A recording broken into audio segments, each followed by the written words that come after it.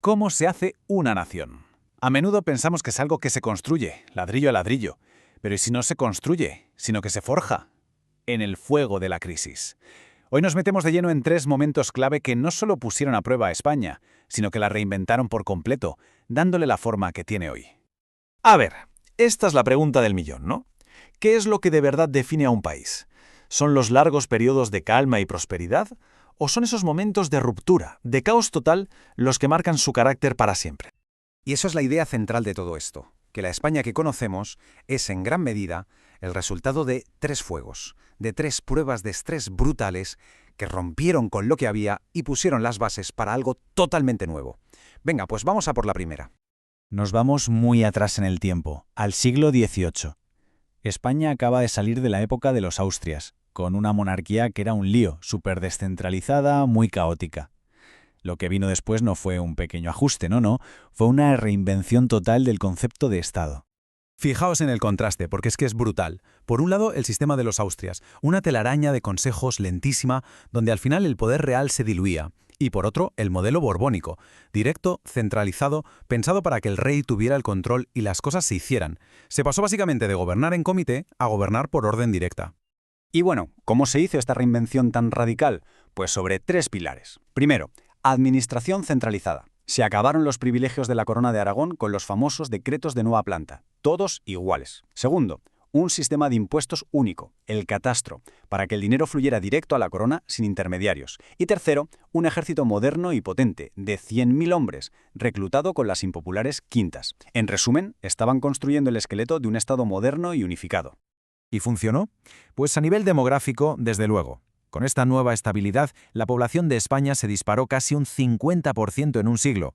Este nuevo orden trajo crecimiento, sí, pero claro, también plantó las semillas de lo que vendría después, la siguiente gran crisis.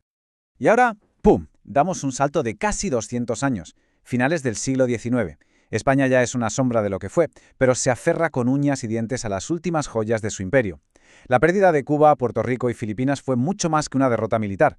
Fue un auténtico trauma nacional, un golpe psicológico que obligó al país a mirarse al espejo y preguntarse, ¿y ahora qué? Es que esta cronología es una auténtica montaña rusa emocional, en solo 8 meses. Se empieza enero con una euforia que hoy nos parece increíble, hablando de verdadera felicidad. En febrero llega el USS Maine y con él la preocupación.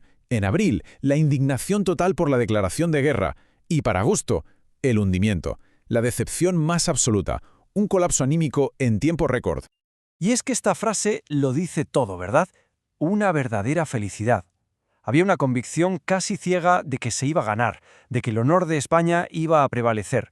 Un optimismo que, visto ahora, duele, porque estaba a punto de estrellarse contra la durísima realidad. Claro, la prensa de la época no lo enfocó como una guerra justa entre dos potencias, para nada. Se hablaba de atropello, de acto de piratería, de iniquidad. No eran solo palabras, reflejaban un sentimiento genuino de que estaban siendo víctimas de una agresión totalmente injusta por parte de una potencia emergente. Y esta cita de la Ilustración católica es que es demoledora. Resume perfectamente esa sensación de humillación. Ser tratados como inquilinos tramposos en tu propia casa. Es que no se puede describir mejor el orgullo herido de toda una nación. A todo esto se le puso un nombre que ha quedado para la historia, el desastre del 98. Y es que fue más que una derrota. Fue la chispa que encendió un debate nacional enorme sobre qué era España, qué había hecho mal y sobre todo qué demonios tenía que hacer para volver a ser alguien en el mundo. Y llegamos a nuestra tercera y última crisis, una mucho más reciente, que muchos recordarán. La muerte del general Franco en 1975. No fue solo el final de una dictadura de casi 40 años. Fue abrir una puerta a lo desconocido, al capítulo más incierto de todos. Construir una democracia desde cero en un país lleno de fantasmas y peligros. 1975. Un año que lo cambió absolutamente todo. La muerte de Franco no fue un punto y final, sino el pistoletazo de salida para una de las transformaciones políticas más fascinantes y arriesgadas del siglo XX. A ver, pongámonos en situación, porque la cosa era tela. El país estaba roto en dos, entre los que querían que todo siguiera igual y los que pedían democracia. La economía por los suelos, con una inflación y un paro galopantes. El terrorismo de ETA y de los Grapo mataba casi a diario.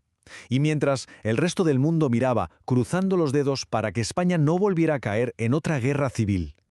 Y con ese panorama, con ese vértigo, arranca un proceso único, lleno de tensión, conocido como la transición. Fue, ni más ni menos, que el intento de desmontar una dictadura desde dentro para construir una democracia. Un camino de equilibrista sobre un alambre muy fino. Es que el ritmo de los acontecimientos fue de locos. Piensa, en el 75 un rey nuevo promete cambios. Solo 2 años después, en el 77, primeras elecciones libres en 40 años. Al año siguiente, en el 78, una constitución nueva. Pero la tensión no paraba de crecer hasta llegar a la prueba final en el 81. Y si se superaba, en el 82 llegaría el primer traspaso de poder pacífico. Cada paso era un milagro, pero también un riesgo de que todo saltara por los aires. Y entonces llega el momento. 23 de febrero de 1981, el teniente coronel Tejero entra pistola en mano en el Congreso de los Diputados. El gobierno secuestrado. Los tanques en las calles de Valencia. Todo el país contuvo la respiración. La democracia, esa joven democracia, pendía literalmente de un hilo. Y en esa noche de máxima tensión, aparece el rey Juan Carlos I en televisión, vestido con el uniforme de capitán general de los ejércitos, y su mensaje fue cristalino. Se puso del lado de la Constitución y ordenó a los militares que volvieran a sus cuarteles. Fue el momento decisivo. Y con esas palabras, todo cambió. El golpe se vino abajo como un castillo de naipes. Esa noche, la democracia española no solo sobrevivió a su prueba más dura, se hizo mayor.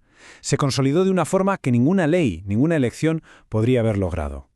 Así que ahí lo tenemos, la centralización que creó un Estado moderno, el trauma del 98 que forzó una nueva identidad y la transición que consolidó la democracia contra todo pronóstico. 3 momentos de crisis que forjaron la España que hoy conocemos, cada uno un punto de inflexión. Y claro, esto nos lleva a pensar, en un mundo lleno de nuevos desafíos, ¿cuál será la próxima gran prueba? ¿Cuál será la próxima crisis que vuelva a forjar el destino de España?